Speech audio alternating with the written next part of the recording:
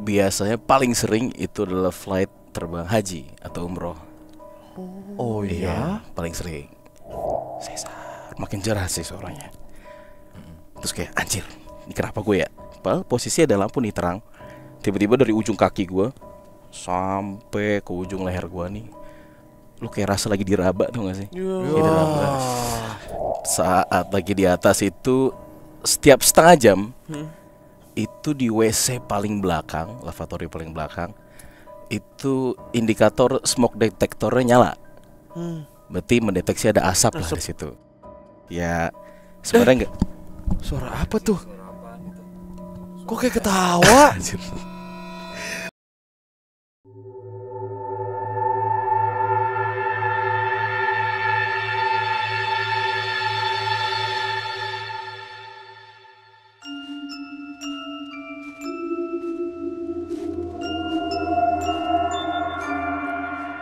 Assalamualaikum warahmatullahi wabarakatuh. Shalom, Om Swastiastu. Namo Buddhaya. Salam kebajikan. Selamat datang kembali di podcast Malam Kliwon. Yes, kita masih berbincang kali ini ya bersama salah satu narasumber yang nanti kita akan kenalkan.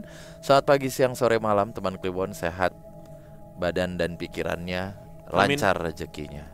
Amin. Nah, malam hari ini kita bukan kedatangan tamu ya, tapi kedatangan tamu. Nah, Karena begini bentuknya ya. Orang kok tebek banget. orang kok as dalam begini. As dalam. Dalam. Ampun bang, gitu mah Iya. bercanda doang. Selamat datang Bang Cesar. Iya. Mas Danu, Mas Bimo. Ya. Bapak suling sakti nggak hari ini? Itu caisar. Ditanggepin lagi. Ini apa? Merasa akrab gak dengan settingan kayak gini nih? Lebih intimate sih rasanya. Ya sih. Siap. Karena profesinya adalah pilot guys. Gitu. Ya. Ada pilot semaskulin ini ya. Oh, tapi kalau udah pakai pakaian dinas dengan brand Anunya. maskapai itunya mah ganteng pak, datang ke sini langsung nenteng-nenteng gitu. Ada yang mau disemir Tukang semir. gitu ya, Mas Cesar, teman Siap. Kliwon yang akhirnya cerita bareng. Ini sebenarnya teman-teman kita guys, salah satu voice over enthusiast juga, profesinya sebagai pilot di salah satu maskapai yang solid di Terkenal Indonesia sekali. ya. Anti bangkrut. Oh bener. Gak bakal. Bener. Mau ada lagi. Gak bakal lah itu. Gak bakal. Iya bener gak bakal. bangkrut. Iya. Ya. Makanya nyaman beliau. Warawiri, latihan salsa. Sama jam 10 aktif tuh orang mumet tuh gak mungkin aktif Pak, jam 10 malam. Iya. Oke, tapi Siap. kita mungkin mau tahu dulu ya, karena kami pernah punya narsum dari aviasi juga lah, dari dunia aviasi, salah satu pramugari yang kami ternyata baru tahu salah satu mitos yang ternyata juga diamini oleh beberapa teman-teman yang bekerja di maskapai. Salah satunya ya yaitu pramugari. Oke. Jadi salah satu yang paling ini ya terngiang-ngiang adalah pramugari itu nggak pernah ini ya, nggak pernah pas gitu kalau lagi ngechecking 1 2 3 4 cek. Dia nggak pernah ngitung pala. Lah ngitung pala. Oke, iya. Yang dihitung selalu kaki. Itu satu kayak gitu. Terus apa lagi ya? Gue lupa deh. Pokoknya kita tuh pernah dapet tamu pramugari, bacain cerita dari Afsek. Ya. Ada Afsek yang pilot nih yang belum pernah. Siap. ATC pun pernah. ATC Oh, pernah iya? juga. Pernah. Iya, pernah. Pramugari, Afsek, Afsek bandara internasional di Pulau Jawa yang cukup besar waktu itu ya. Yang waktu kita bacakan. Di ATC juga pernah, pilot sekarang. Siap. Beneran memang kan kita bisa melihat kalau pesawat itu kan transportasi yang cukup mewah lah ya, Iya. gitu. Memang pernah ada gangguan juga di penerbangan atau di bandaranya atau di hanggar gitu. Kalau di penerbangan sendiri sih ada sih cerita dari teman-teman juga. in-flight ataupun biasanya lebih sering pas lagi menginap di destinasi tertentu lah. Oh, pas nginepnya ya. Iya. Kalau yang in-flight itu biasanya paling sering itu adalah flight terbang haji atau umroh. Oh Iya, paling sering. Karena ini dulu ada pesawat namanya 744, tapi sekarang udah nggak operasi lagi. Pesawatnya dia double deck gitu, 2. Terus karena kan rata-rata umat untuk haji umroh itu kan udah tua-tua ya biasanya ya. Iya. Pengen ke sana, mungkin ada beberapa yang pernah bilang kalau mereka ya pengen ya maaf tutup usianya di sana. Ya, pengen wafat di sana. Pengen wafat di sana, walaupun nanti Indian dia akan dikirim balik lagi ke Indonesia biasanya. Jadi berangkat itu biasanya full kan kalau kita lagi program haji nih. Nah itu pesawatnya pulang lagi tapi kosong, nggak ada penumpang.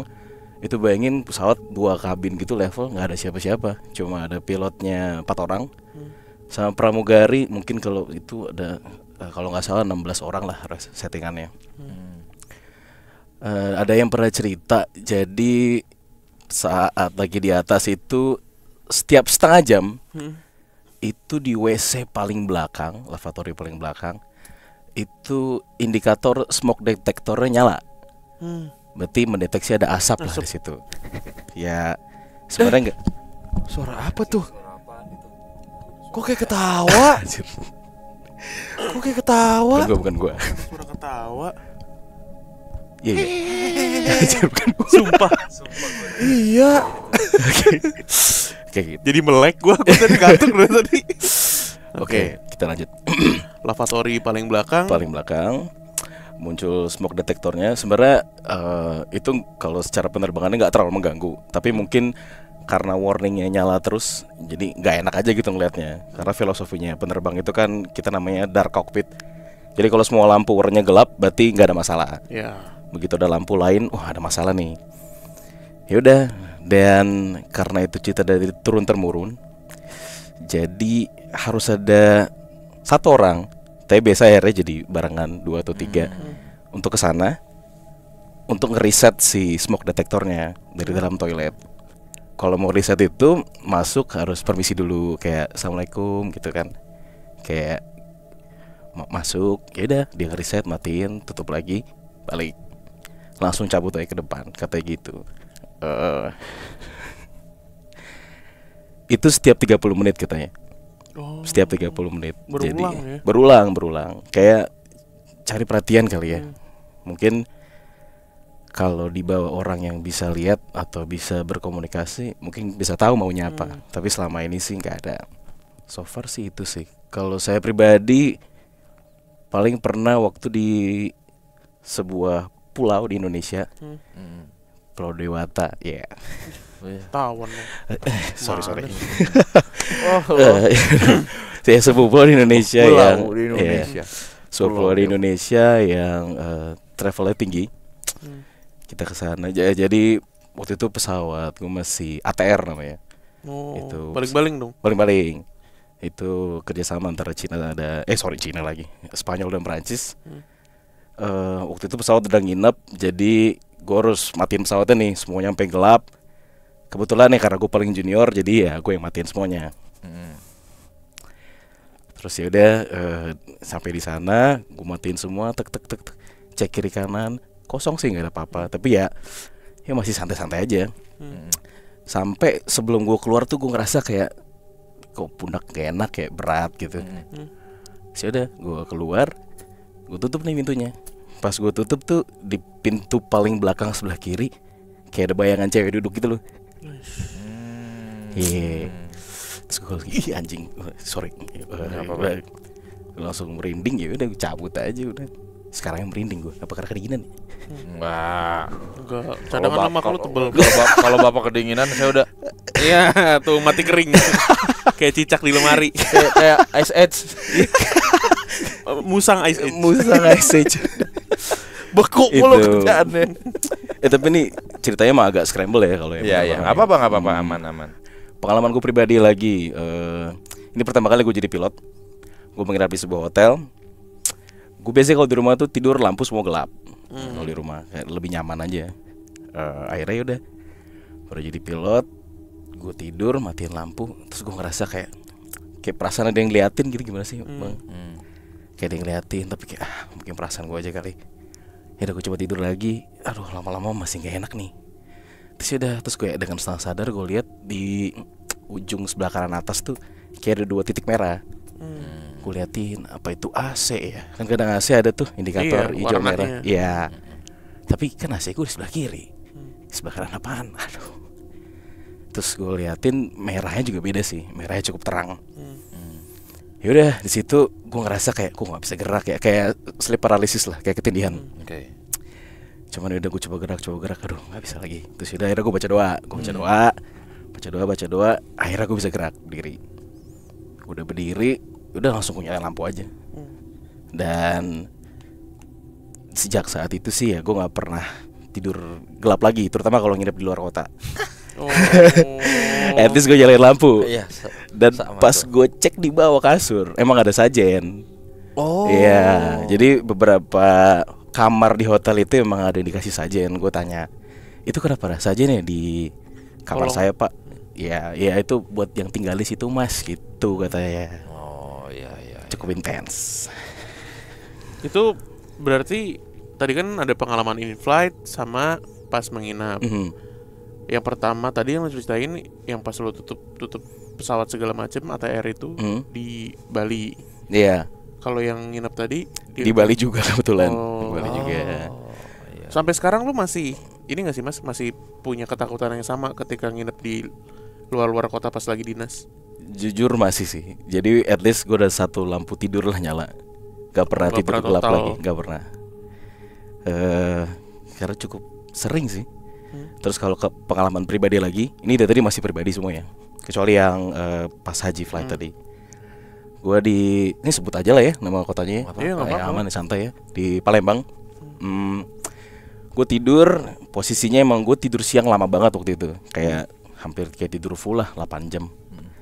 Ya udah akhirnya malam diajak nongkrong, cabut balik ke kamar nih. Besoknya terbang subuh, coba tidur, kagak bisa kan karena kelamaan tidur siangnya. Terus ya udah gue coba merem, lampu nyala gitu kan. Tiba-tiba tuh gue denger ada yang manggil gue kayak Cesar. Gue kayak masa sih? Enggak lah. Gue diem lagi. Cesar. Makin jelas sih suaranya. Terus kayak anjir, ini kenapa gue ya? Padahal posisi ada lampu nih terang. Tiba-tiba dari ujung kaki gue sampai ke ujung leher gue nih, lu kayak rasa lagi diraba tuh gak sih? Kayak diraba. Terus kayak Cesar, suaranya makin jelas. Coba sambil diraba gitu, udah gue coba enggak lah, enggak ada apa-apa, gue baca doa. Terus kayak pokoknya lo ngerasa sebadan lo tuh geli semua gitu loh. Kayak sensasi enak bisa dibilang ya. Paham gue. Iya, abis itu tapi gue ngerasa wah ini nggak bener. Udah, gue ngeliat atas terus, gue coba gerak, set, gue bangun, badan udah kuyup semua tuh. Dan gue cek dari gue coba tidur itu baru paling ya 10-15 menit lah. Dan celana gue basah. Gue kira gue ngompol. Iya. Udah, gue pegang, cium, wah, ternyata bukan cairan urin ternyata. Cairan yang satu lagi. Enak ya bang ya. Orang mimpi basah ternyata. Sesor. Udah, aduh, ya itu Cesar beraknya. di situ gue ketakutan tapi juga agak flattered kali ya, kayak ternyata market gue luas juga sampai dunia gaib gitu. Aneh banget. Ajak berantem deh. Bener. Mas pernah digeprek kayak gini gak mas? Sampai pecah pala. Geprek mau rahangnya kayak gini nih.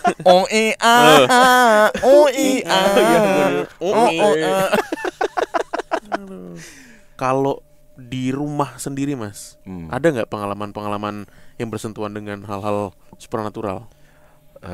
Pengalaman paling ya, seru apa menegangkan ya, ya di kontrakan dulu gue bang, waktu tahun 2010 lah, 2011 gue ngontrak di BSD di sebuah daerah yang gak usah lah, gak usah disebutin lah. Ya di BSD aja lah. Ya BSD lah. Jadi lokasinya tuh tusuk sate.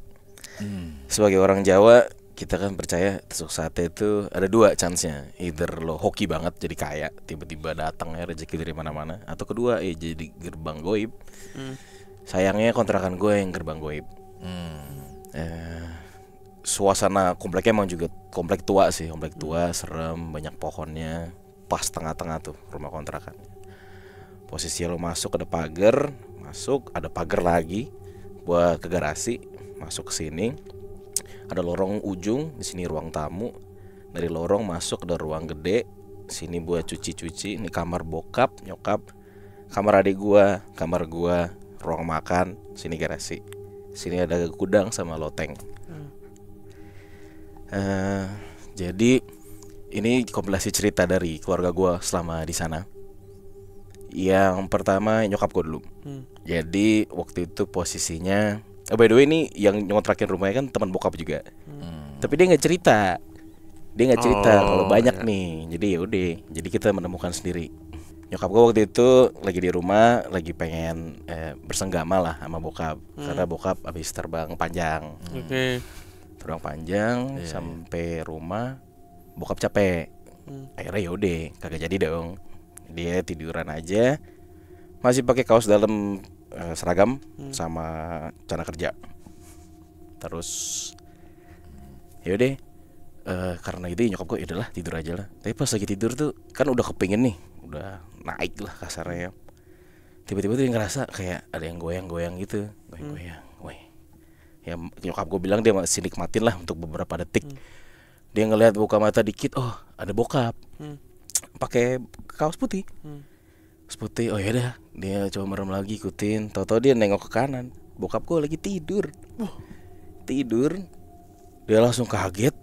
Langsung dia sambil merem, dia coba dorong sambil bilang lah, dalam nama Tuhan Yesus gitu kan. Udah bangun, set, hilang. Gila, udah sampai niru bokap gue. Yang itu emang yang paling kuat kayaknya dia tuh emang. Karena setahu gue kalau yang bisa menjelma jadi orang lain biasanya ilmunya tinggi lah. Tuh nyokap gue. Dan ya maaf waktu itu basah juga bagian kasurnya. Tapi bukan dari nyokap gue, kayak dari dianya tuh. Udah. Terus kalau dari kisah orang yang dulu ngontrakin mirip-mirip. Jadi suaminya penerbang juga, berangkat subuh, udah diantar, dadah berangkat. Istri balik ke kamar. Belum lama dia duduk di kamar lagi, tiba-tiba lakinya masuk lagi. Masuk pakai seragam full. Masuk, terus masuk ke kamar mandi dalam kamar itu. Dia nanya, "Pak, kenapa ada yang ketinggalan?" Diem doang, gak dijawab. Ya udah, masuk.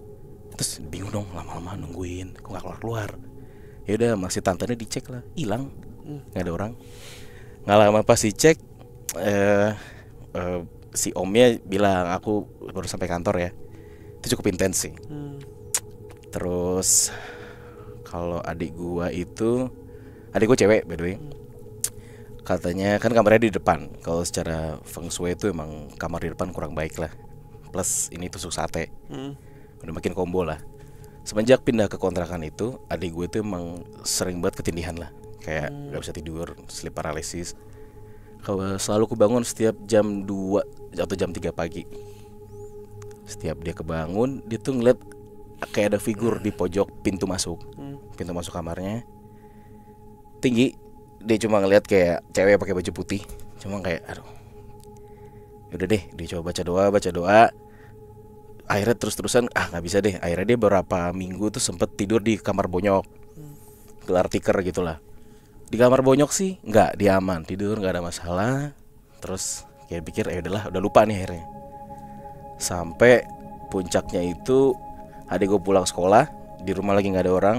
Yaudah nih dia mandi, terus dia mau tidur siang. Tidur siang di kamar bonyok. Dia tidur di kamar bonyok sebelah kanan di kasur bonyok. Ini ada jendela, ini pintu masuk. Masuk naik model kasurnya yang tinggi gitu loh. Terus dia lagi merem. Itu sekitar jam 3 sore katanya, 3 jam 4 sore. Dia mau tidur siang bentar, tiba-tiba wah ketindihan lagi nih. Dia ngeliat lagi ke atas. Aduh, gak bisa gerak lagi. Dan si cewek ini, sosok ini keluar lagi ke ujung pintu. Cuman adek gue mau bangun gak bisa. Baca doa, dia dorong-dorong gak bisa. Lama-lama makin deket, makin deket sampai posisinya persis di samping adik gue nih berdiri. Adik gue tiduran tegak gini, kiri dia cuma ngeliatin, mukanya nggak kelihatan katanya, cuma kayak hitam doang gitu. Kayak udah, adik gue tuh langsung kayak deg-degan, terus kayak gimana sih orang sesak nafas gitu loh. Iya. Sesak nafas, ini figur cuma ngeliatin doang, ngeliatin. Sampai adik gue akhirnya baca bapak kami terus dempum, akhirnya bangun, melek, sama tuh, badan kuyup semua. Pas dia cek jam, baru 5 menit dia merem, udah datang lagi aja itu si entitas inilah. Itu berarti so far ada 2 entitas ya, satu yang bisa niru bokap gua, sama si om ini, satu lagi kuntilanak ini. Kalau gua pernah ketemu 1 doang sih, itu juga cuma kayak numpang lewat doang doi. Jadi kalau di rumah kontrakan itu kalau mau mandi pakai heater, semua AC harus mati supaya listriknya nggak jeplak. Ya udah, gue matiin semuanya karena gue mau ngeles tuh waktu itu. Ya udah, gue mandi, tiba-tiba di tengah sini, dang, aduh mati lampu lagi. Itu jam maghrib, aduh. Jam yang tidak baik.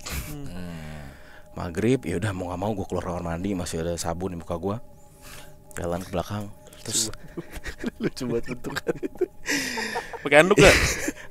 Enggak. Enggak pakai handuk, ya gue nutup aja gitu kan di rumah sendiri.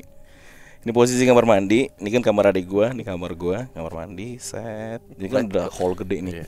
Kepleset gak? Hampir. Waktu gue lagi jalan tuh, itu lagi kayak ngerasa diliatin dari pojok. Terus kayak aduh, malas banget dah. Tapi kan walaupun gelap masih ada sinar-sinar maghrib tuh dari luar. Itu pas gue liat ke arah cucian belakang tuh kayak ada ibu-ibu gitu loh. Aduh. Ibu-ibu kayak ibu-ibu Jawa, pakai kebaya Jawa. Aduh, cukup real sih. Cuma kayak udahlah, gue gak mau lihat. Itu gue jalannya cuek. Tak masuk ke dapur, ruang makan, dapur. Habis dapur kan ada si gudang nih. Nah di gudang ini juga kata yang sebelumnya setelah ketahuan gitu, ya, kayak rumahnya lah, kayak kampungnya. Ya udah, gue juga beranikan diri, 1, 2, 3, udah balik lagi mandi. Untungnya habis itu udah gak ada apa-apa lagi. Gue cuma dapat sekali doang tuh gue. Itu si ibu-ibu tadi. Rata-rata sih entitas di situ gangguin cewek-cewek ya. Karena teman nyokap pernah nginep juga, lagi bantuin bersihin gudang. Ini masih siang-siang lah, jam 2 siang. Dia di loteng atas itu masuk bersihin barang-barang. Itu tiba-tiba pintu kekunci pak. Pintu kekunci, dia gak bisa dibuka. Ada kali katanya setengah jam nyangkut. Terus dia kebetulan bisa ngeliat juga. Kata di pojok tuh ada lukisan, banyak lukisan orang, foto orang, tapi bukan foto keluarganya om ini. Ya kan dulu dipercaya kalau lukisan apapun yang punya mata bisa diisi lah. Ya udah. Jadi dia bayangin nih pintu loteng, dia di sini, ini lukisan semua. Dia ngeliat tuh kayak ada 2-3 orang berdiri di ujung. Tapi dia bilang gak kelihatan lah sosoknya, cuma kelihatan lah ada yang berdiri di situ. Udah, ya doi kan muslim ya, dia baca ayat kursi segala macem. Sampai berusaha buka tuh, deg. Ya udah, nggak lama akhirnya setelah setengah jam kebuka, cekrek. Keluar tuh udah mukanya pucet banget. Dan ya gitu aja sih, akhirnya doi keluar. Terus nggak nginep lagi sampai hari ini di kontrakan itu. Ini kontrakan punya lo apa? Temennya bokap. Itu sempet pindah rumah bentar baru. Gede berarti ya? Lumayan gede. Ya? Tapi rumah jadul gitu emang. Jadi emang itu berarti udah gua nenek 3, di atas ada 3, 6. Pernah sekali satu yang ya ini agak lucu sih. Yaitu gue suka pakai lilin-lilinan aromaterapi. Gue beli yang bau melati karena gue juga suka bau melati sih kebetulan. Ya udah, datang gue lagi nginep sama teman gue bertiga. Tiba-tiba teman gue yang bisa lihat jam 1 pagi. Wajib apaan tuh? Gue bilang, wih apaan sih jam segini? Ya udah, itu di situ apaan? Itu udah kuntilanak kah? Anjir, mana nggak ada? Kayak kita nggak bisa lihat kan? Saya bilang, gue udah matiin aromaterapi lu gitu kan. Mungkin karena bau melatinya sih. Jadi manggil kayak ya dipercaya karena lo di dunia suka bau melati. Kalau akhirnya ntar lo udah ya nggak bisa nyebrang, lo gentayangan ya, bau itu sangat familiar kali ya. Jadi cukup kuat buat manggil mereka. Itu sih bang. Berarti itu rumah punya pilot juga dulu. Pilot juga. Jadi emang cukup. Sekarang siapa yang nempatin? Masih kosong bang. Masih kosong. Mau coba field trip bang? Enggak. Harus pilot nggak? Enggak harus Oh, lah. nggak harus. Iya. Gua takut. Iya. Apa? Setannya gini sukanya. Apa suka Tapi kan cewek yang diincar. ngulek. Oh, Tadi iya main hantem aja tuh. Iya, Bang. makanya. Iya anjir. Bisa niru loh, buset real banget. Terus kalau di kontrakan sana segitu sih yang ceritanya, Bang. Kalau yang rumah sekarang gue juga ada beberapa. Tapi kata nyokapnya kata nyokap gue suka niru gue. Yang di rumah Di rumah sekarang. nari-nari itu. Enggak nari-nari. Jadi di rumah yang sekarang tuh waktu itu gue lagi ya zaman anak muda lah ya, nongkrong pulang malam. Akhirnya gue nggak pulang lah, gue nginep terus kata nyokap gue masuk ke dalam kamar. Gue kadang suka minjem WC emang, soalnya WC nyokap bokap enak, wangi, adem gitu kan. Terus ya udah nyokap tidur lagi aja. Pagi-pagi lah, bang kamu di mana? Semalam kamu pakai toilet? Gue bilang enggak, aku lagi nginep di rumah temanku. Sorry lupa ngabarin. Buset, mak gue langsung kaget kan, anjing sejak semalam siapa yang masuk? Terus dan gak lama setelah itu nyokap bokap pernah kekirim santet. Oh ya? Sayangnya ini agak lucu sih. Jadi salah kirim, Bang. Jadi tetangga gue tuh tentara. Dia tentara yang bener, jadi biasanya orang bener kan banyak yang gak suka ya. Namanya Didi. Bokap gue panggilannya Didi, ada huruf K-nya di ujung. Nah kayaknya nih salah ngirim yang ngirim. goblok banget. Tolol. Kocak. Emang nggak dikasih foto? Gue nggak ngerti dah, apa cuma dikasih alamat doang atau apa. Intinya Bonyok tuh tiba-tiba badannya panas banget, subuh-subuh nggak bisa tidur, itu kayak gimana sih, panas kayak dibakar kata Reza. Bang ya udah, akhirnya Pak De gue kebetulan orang pinter di Solo, telepon, ya udah dibacain doa, akhirnya disuruh baca ya, jadi kayak kejawen mix Katolik lah. Ya udah baca doa, akhirnya nggak lama ya udah Pak De ntar bulan depan kesana. Ya udah akhirnya datang dia ke rumah gue yang sekarang. Selain buat ngecek ada masih sisa-sisa santet teter residunya, sama sekalian ngusir yang genderuwo itu. Genderuwo sih katanya, yang suka niru-niru gue itu. Tahu apa karena gue gede kali ya, gede hitam gitu. Nirunya tuh persis lo. Persis gue. Sabunan mukanya nggak pakai baju gitu. Nah, itu yang tadi kondisinya. Enggak, itu bukan yang itu kondisinya. Enggak sabunan. Tapi gue Enggak sabunan. tapi gue kalau di rumah kan pakai kolor doang, cawat doang nih. Jadi ya udah Kemana-mana? Iya di daerah rumahku tapi. Emang Di, lu nggak- di rumah aja kan? Iya, lu nggak gitu bang? Di rumah Di doang. rumah. Ya kalau keluar pakai baju bang. Iya tahu gua. Ini cawat Kurt Angel gitu. Yo, apa gimana? Iya. Serius, segitiga begitu. Segitiga di rumah kan rumah bang. Ya kalau udah gede anjir. Gimana sih? Kalau lu 3 tahun nggak apa-apa. Lo udah kepala 3 begini dikit lagi lo. Bulu lu udah habis sini-sini. Masih aja cuma cangcuters begitu. Kan Kayak Mark Henry begitu di rumah. Udah pakai cawat kaos kutang lagi. Bapak lo gua bendo. Iya. Warpan dateng. so, bokap juga suka gitu, nurun kan buah nggak jatuh jauh dari Bokap pohonnya. udah tua gitu masih pakai celana dalam juga. Kan rumahnya doi, iya. Saat bapak-bapak Jawa gitu. Ya, udah. Ini kantor kita nggak ada yang pakai cawat doang. Kan kantor bang, jangan. Ya, Lucu ya banget. udah. Tapi ini waktu itu gue disuruh keluar sih. Itu pengusiran bang, itu nyata. Itu jadi gue suruh keluar rumah, yang masuk cuma Pak adik gue sama bokap. Bilang semua lampu matiin, udah kalian nunggu di luar. Gue disuruh baca doa bapak kami waktu itu. Ya udah doa. Itu gue nggak bohong, kayak Pak adik gue naik, tiba-tiba ada suara kayak wah gitu, kayak kencang banget. Gue nunggu di depan rumah, anjir nih ngapain nih? Kayak kayak lagi mau gue serius anjir. Pakai cawat. Enggak, udah pakai baju dong. Kan gue keluar rumah. Gue pikirnya pada lu jatuh kali. Halo. Iya. Aduh, Lagi gini pegangan. anjir lucu lagi. Ya. Terus ya udah kayak berantem gitulah di dalam. Gua ya percaya nggak percaya, tapi kan ya gimana? Gue denger sendiri suaranya nggak jelas banget. Akhirnya diusir ke toren tetangga sebelah. Diusir cuma ke toren tetangga. Dia awalnya nggak mau pindah, tapi pada gue bilang jangan ganggu, nih keluarga orang baik, lu pindah aja dah. Kebetulan toren yang sebelah tetangga ini itu rumah kayak orang invest gitu loh, emang gak ada yang ninggalin juga. Dan ternyata tuh kayak kampung Lengkong Karya, Kampung Kemang, ada RT RW-nya kali. Jadi posisinya sih sebenarnya kalau dari belakang rumah gue masih kelihatan tuh toren. Jadi bokap gue sih suka bilang ya kalau malam keluar ke belakang lu nggak usah lihat ke atas sana lah, takutnya karena dia di situ. Iya, dari situ nongkrong. Ditaruh tuh aja tuh yang oranye gitu. Iya. Yang ada gambar pinguinnya gitu. Iya lagi. Toren. Orang tuh diusir di pohon. Gak Diusir toren. ke tor. Tahu juga bingung. Hantu toren. Gak ada pohon soalnya bang. Pohonnya depan rumah gua. Pade Gitu lo. sih. Oke. Pade lo tadi orang Solo. Orang bokap. pinter dia. Orang pintar di Solo. Banyak orang pinter di Solo emang. Benar-benar setuju. Oke. Ya itu sih cerita dari gua. Bangun.